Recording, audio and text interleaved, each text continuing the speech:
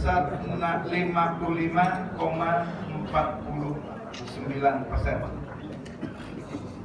Kemudian untuk persentase penduduk. Nah, proyek-proyek yang mangkrak sedang kita inventaris, ya, kita inventaris, dan nanti setelah inventaris saya pilih mana yang harus ditangani oleh penegak hukum, ya, mana yang kita tangani, dan itu karena ke depan dana APBD itu harus digunakan untuk kepentingan kesejahteraan masyarakat semaksimal mungkin.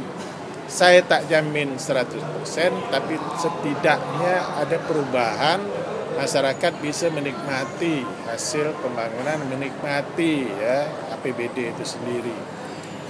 Nah, kita sekarang kan program pemerintah kan ada kartu untuk prakerja, itu kan pada dasarnya untuk SMK.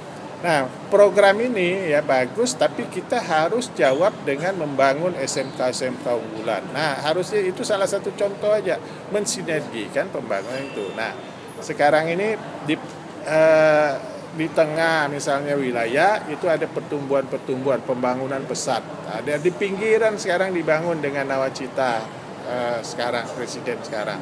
Nah, untuk menghubungkan yang di pinggiran dengan yang di tengah itu kita bangun desa. Kita bangun desa semaksimal mungkin ya supaya masyarakatnya cepat sejahtera. Nah, jangan lagi ada berpikir oh desa bukan urusan provinsi, oh desa bukan, jangan. Ya. Desa itu tetap menjadi urusan dari pemerintah desanya sampai ke pemerintah pusat. Karena kita mau ada percepatan. Kalau hanya berharap dari dana desa untuk percepatan pembangunan desa sampai kapanpun tak mungkin. Ya. Karena satu desa untuk menjadi desa mandiri, desa sangat tertinggal untuk jadi desa mandiri, setidak-tidaknya untuk memenuhi sebagian besar infrastruktur itu perlu dana 50 miliar ke atas. Ya.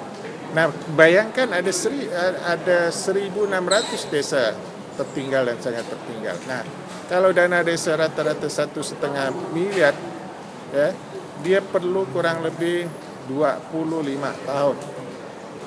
Nah, baru bisa jadi. Nah, makanya kita keroyok itu ya, pusat, daerah, ya, nah, pemerintah desa.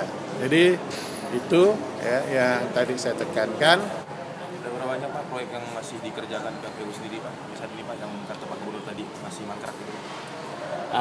Ada beberapa yang seperti kantor perkebunan, ya, kemudian VIP bandara, nah itu sudah berapa tahun itu, 3-4 tahun, terutama ya itu yang 2, dan tahun ini sudah Pak Gubernur instruksikan tahun ini harus selesai semua.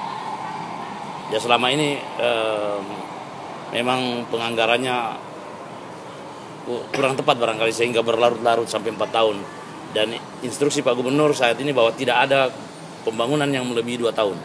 Dalam masa kepemimpinan Pak Sutarmiji tidak ada pembangunan yang lebih dari 2 tahun. Itu instruksi beliau.